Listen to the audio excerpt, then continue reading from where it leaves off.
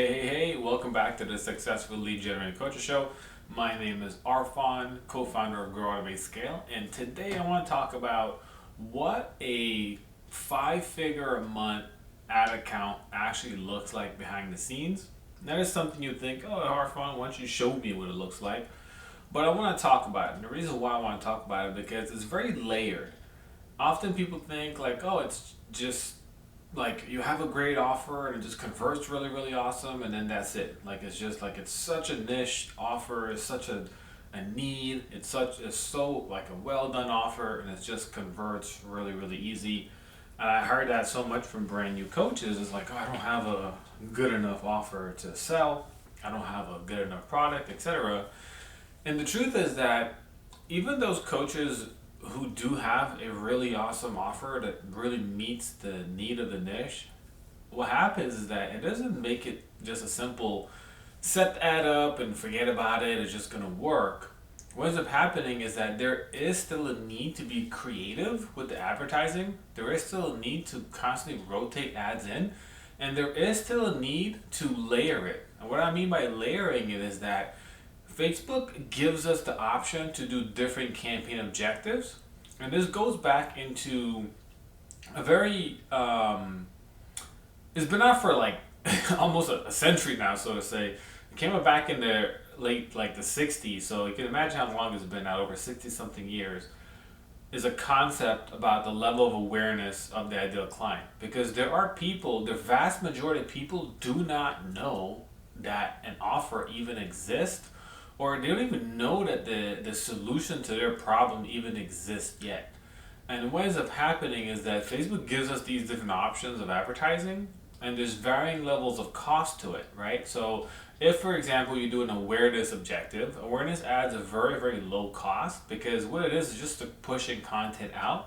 It's the intention of organic. Organic content, a lot of it has to do with just bringing awareness to what's happening, and then once you gain new followers from these content is where now you effectively start doing stories and consistently doing more reels, but even doing more stories and keeping the people who are with you engaged, so that way you can convert them. Now, organic is obviously more layered than that, so don't take that as, if you're wondering about organic or ads, don't take that little piece of advice and roll with it, because organic is a lot more layered. It has a lot to do with branding, messaging, consistency, etc., content distribution, etc. But when it comes to ads, this awareness allows you to get those specific pieces of content pushed out so people can get to know you more, they can get value, and they can also take that action, whether it's to follow you or engage with your page or engage with the content if you're asking for comments, whatever the case is. But it's not used as a method for lead generation. So what does it look like behind the scenes of an ad account that's spending 10, 20, 25, 30, 40, 50K a month? What we do is that we typically have at least 3 different campaign objectives rolling. Sometimes more, we may go to 4 to 5. But let me talk about the 3 main ones, because all of these have this in common. They all have these 3 in common. And it starts with the awareness. And the way we like to do this is depending on the client, depending on where we are, we typically will do something that is video views or Instagram profile visits or Facebook profile visits. Because what we're doing here is that we're actually building our flow of people in.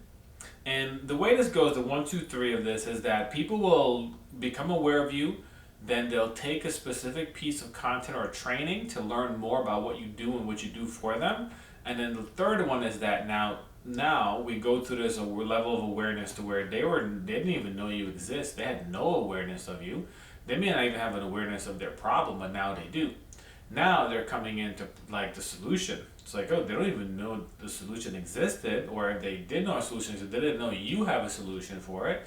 So now they get that solution. And then lastly, they become totally aware, which typically means they're a client of yours. So we want to do 1, 2, 3, and we do our objectives based off of that, typically awareness, which then goes into lead generation, and then finally into sales. Okay, so the 3 campaigns that we have hits these buckets, and there's varying level of budget to it. So about 20, 25, 30% of budget goes into awareness. We want to actually reach new audience for a low cost and bring them into our world. Then from there, we're also pushing something out that is for conversions, be it evergreen webinar, a freebie, or a lead magnet, or even a low ticket offer. And I say this is lead generation, even though we're running a purchase objective, this is lead generation. These things are called a loss leader. The reason why is because we're going to be losing money in order to get leads. The name makes sense, right? Loss leader. So we're going to be losing some money in order to get the lead, because once we get the lead, then they go through our pipeline and they go through our conversion process to become a client. And the third one from there is these retargeting ads that also go. These are typically about 5-10% of the budget, because what they're doing is that they're retargeting these people who've now taken action, who said, I'm curious, I'm interested, to then I'm raising my hand to join whatever you're giving me to join, whether it's a free workshop, a live workshop, a 3-day series. You can fill in the blank. They all work. All these things work for a reason. A PDF, a quiz, everything works for a reason, because you got to make them work. So now what we do is that we're actually now running an objective, either for booking a call, an application, or going direct to purchase, depending on the offer. So we have to layer this. Typically, if it's a high ticket offer, we might go straight into book a call. If it's a low ticket offer, we might go straight into the sale. If it's for a service, we'll go into like filling out an application.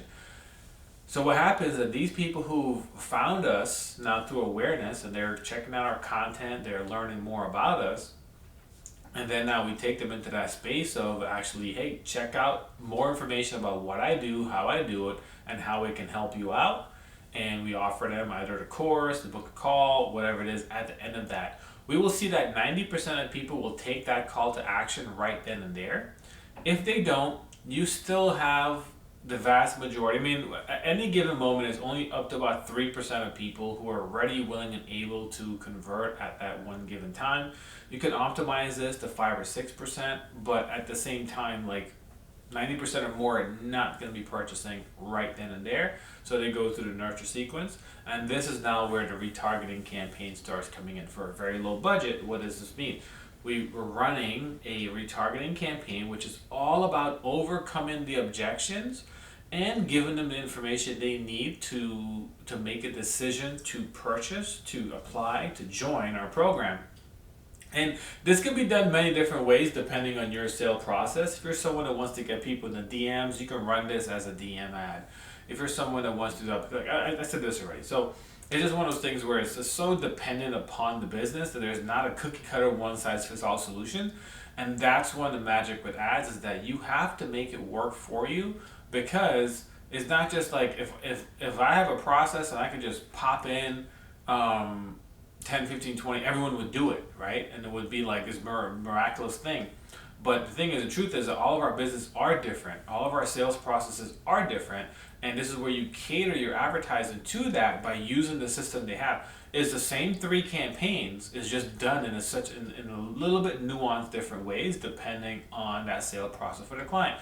So for example, one of our clients does a paid book funnel, okay? So the way this works is we have the awareness that goes out, which educates the people, her target audience, so they can get to know her, understand what she does, her background, her credentials. She builds authority, and we get a bunch of, we're constantly growing Instagram, constantly growing to Facebook, because what happened is that the Metapixel, Facebook itself, actually captures this person for 365 days. So you're actually able to create a custom audience of Instagram followers, Instagram engagement, Facebook engagement for 365 days.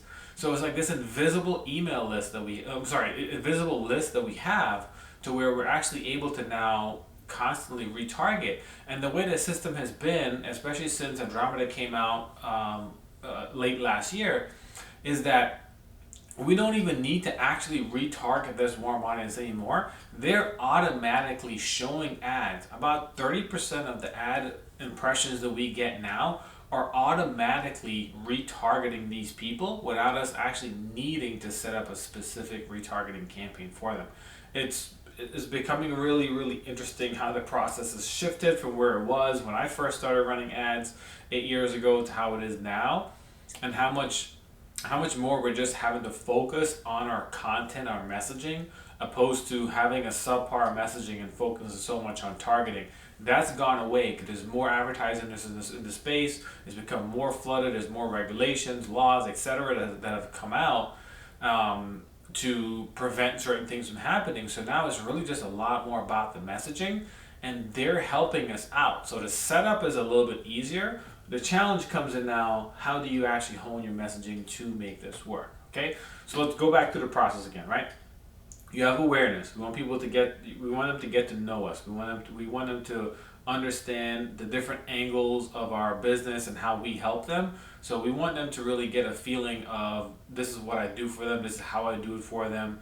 This is the methodology that I use. This is the mindset that I apply to my philosophies for what I'm teaching, etc. So these are done in long form videos. We're not just giving them a 15-second spiel, like long form. Go 2 minutes, 3 minutes, 4 minutes, 5 minutes if you have to. Ideally want to keep it sweet, 2 to 3 minutes at most. But if you have to go longer, go longer. When we talk about life coaching and coaching in general, typically in 30, 45 seconds, you're not really able to sometimes give off that much. You can, but it's very bits and pieces. In this case, we want to give enough information for someone to say, you know what, I want to follow you. I'm curious about learning more, and I'm actually going to continue following you, I'm going to invisibly sign up for your world without giving you name and email. The next thing now is when we go for the lead generation. And this can be done as a low ticket offer, an evergreen webinar, a workshop, a quiz, a PDF lead magnet, you name it, all these things work. It's just how you work the system. So now this is where you actually gain the list, because they're all going to give you one thing. They're going to give you name, email address, phone number if you have the system to do that. And I do recommend collecting name, email address, and phone number, because if you're actually able to work those leads and set up automatic text messaging, or even have a team that can reach out and call these people, you're going to maximize your conversion. And this is typically where we start seeing people convert 8-10% opposed to just a 2 or 3%. If you're doing the bare minimum, you're going to get the bare minimum conversion. If you're doing the maximum, you're going to get the maximum conversion. It's just simple math like that. All of our clients who actually follow up with people via phone call, texting, they have higher conversion rates than those who just get an email only, or just get a name and email only and send out emails. Not that it doesn't work, it's just that there's higher level of conversions in there, okay? And then finally now, for those people who raised their hand, signed up, attended our training, but they still haven't purchased, we're going to hit them with that third layer, and they're going to start getting retargeted now. So these will be videos from you that are going to be overcoming objections. And when we overcome objections, what are the most common objections? Is time? Do I have a time for this? Will it work for me? Like, will this actually work for me? Like, I've tried all this before. I've done XYZ solution and nothing has worked for me. Will this work for me? So you want to be able to differentiate and separate yours apart from what other things that they've tried or may have thought about or myths they believe, etc. And then finally is the money objection. The money objection is real. Even if you charge $27 to $25,000, you're going to get the money objection, because it's one of the most common ones. Whenever someone has a resistance at all, it's easier to say, oh no, I don't got the money for it, than it is to actually pay the $25K to $10K, $8K, $5K, whatever it is. Even $297, money objections are real, so you want to overcome that as much as you can. So these will be videos directly from you. Now, will it work for me?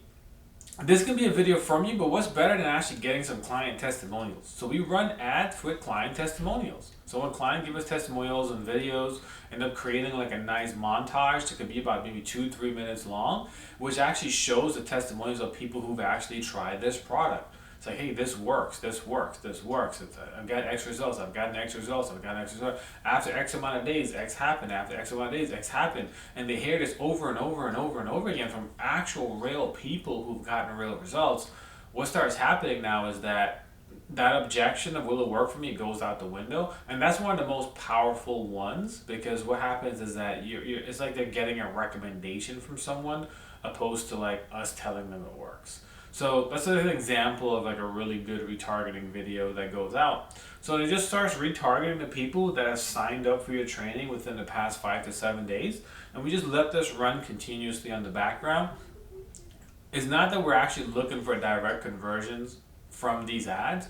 What we're looking for is we want to enhance our sales process. So yes, we do want to get people to actually click the link and sign up, schedule a call or apply, and we will see that. But in addition to that, you're also going to see a lot more people who are now clicking on the email to sign up, because what happens is that they get the email, they open it, they look at it, then they go on social media and boom, they get targeted with all these different ads, and now they're actually going to take that they're going to take that call to action more seriously the next time they see an email and they open it up. In addition to that, for our clients that we run both, where we're running Meta ads and Google ads, we actually start seeing now with some of the tracking software we use where someone will sign up on Meta, they'll go through the process, and then they're Googling and searching, does this product work? Does the name of the course, the name of the program, reviews. And what we do is that we just run a simple, very, very low cost Google ad, which specifically targets these keywords. So what happens is that anytime they Google and they search for that, our offer is coming up as one of the sponsored posts, one of the top posts there. So it's just a little bit way of really just understanding how the system works and being one step ahead of it, so that we can get more conversion. So this is obviously about Meta ads. So the Google thing is just a little extra tip to help you, especially if you're getting a lot of traffic. The key thing here is you want to get a lot of traffic. If you're not getting a lot of sign up, if you're not like, and again, this is what it looks like behind the scenes of like a 10K plus per month ad account, to where we are getting that traffic because we're driving, you can imagine a 10K a month, there's a lot of traffic that's being driven. So if you're just doing 2 or 3K a month, 4 or 5K a month, you're seeing results, but you're not seeing as great results as you'd like. Often when you crank the budget up and you introduce these additional layers, what's going to happen is that you're going to be converting more of the people that's coming in, and you start seeing increases in revenue, you start seeing more leads come in, and you just start seeing more results overall. Of course, you want to track it, because also at this spend, one thing that happens is that ads tend to fizzle out faster and fizzle out a lot quicker, opposed to when you're a lower budget. When we ran accounts at like $1,000 a month, or $1,500 a month, $2,000 a month, and one individual ad can run for a really long time. It can go for like 2 or 3 months sometime before even noticing any kind of fatigue. But spending 10, 15, 20K a month, that same ad may do well for about 2 weeks, and all of a sudden now the performance stops. Because what ends up happening is that while Facebook may tell us that there is like 2 million people in the target where we're targeting, the reality is that there's not 2 million people. Like that's they're actually under a lawsuit for that, because it's just not a realistic number. So what ends up happening is that particular ad has really shown to all the people that really captured their attention, and now it's trying to still show to other people, but it's just not really getting the conversions. They're not really interested. They don't care about the hook. The call to action doesn't really entice them, but everyone that did, it already converted those people. So now that ad is trying to push beyond. It's like if you have a fruit tree and you go and you pick the fruit, what ends up happening is that there's fruit on the top branches and the top limbs that's harder to reach.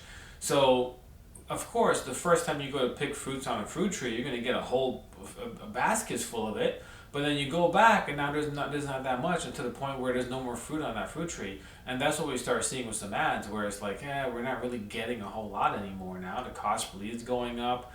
At that point, we don't want to get to that point. We want to be very, very proactive before we get to that point, meaning that we're constantly there, like our clients are producing new videos, we're creating new images, writing new copy, to be able to constantly be testing, to be able to, as soon as an ad starts fizzling out, we already have others in the pipeline that is performing well. So when we shut that off, we don't notice a decrease in performance or a drop in performance. There will be times where there are going to be drop in performance, yes.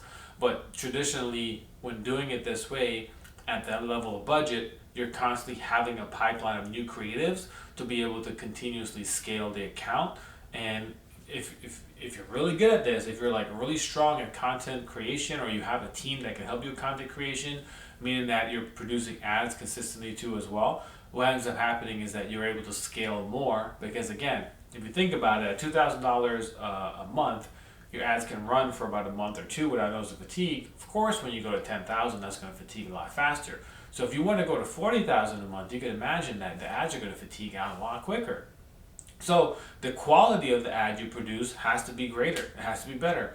Or the quantity has to be better. So meaning producing more in order to be able to give the system enough, so that way you can consistently convert people without noticing moments to where you're spending a lot but you're not getting that return on ad spend. Okay, so I hope this has been helpful to you. This is a process that we use. It's a little bit behind the scenes of how we really work on scaling ad accounts, not relying on just a one thing, one type of approach to be able to get more consistent results. If you're ever looking for support with managing your ads, if you're spending up to 5K a month right now, you're looking to start scaling higher, getting closer to 10K, and also want to see a better return on your ad spend, a more consistent return on your ad spend, let's schedule a quick call. Let's see if we can work together. So if you go to my website, rfonstein.com or growautomatescale.com, there's a link on there to schedule a free complimentary call with me. And what we'll do is we'll sit down, we'll chat about what you have going on, chat about your history and your account. We'll even take a look and see what your offer is and what that process looks like for sales.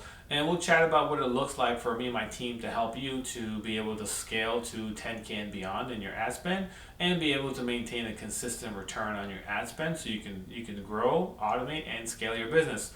With that being said, thank you for listening today. Don't forget to subscribe, leave us a review, and share this with someone who might be helpful. And we'll catch you on the next episode. Bye-bye.